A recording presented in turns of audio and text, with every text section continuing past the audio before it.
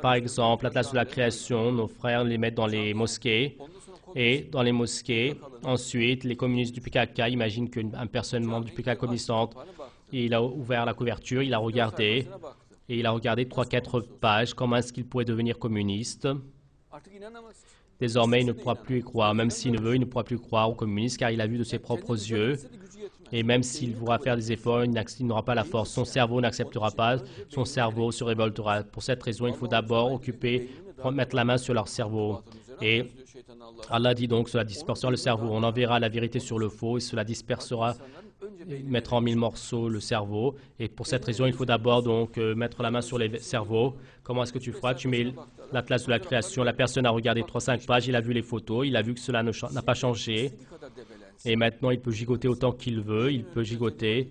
Et le cerveau a une telle particularité que ce qu'il a mis dans ses mémoires, il ne la laissera pas. Et la personne dit, je veux l'oublier. Le cerveau dira, non, tu ne peux pas.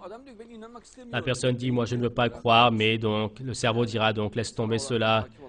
Et c'est moi qui règne sur toi, dit le cerveau. Et tu as vu et tu sais que c'est juste. Et ce n'est pas la peine de gigoter.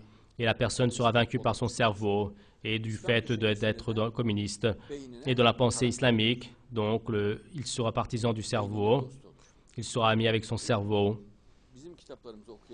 Et ceux qui lisent nos livres, et s'ils sont sur le mauvais chemin, donc, ils seront amis avec leur cerveau. Ils s'en remettront à leur cerveau, Inch'Allah.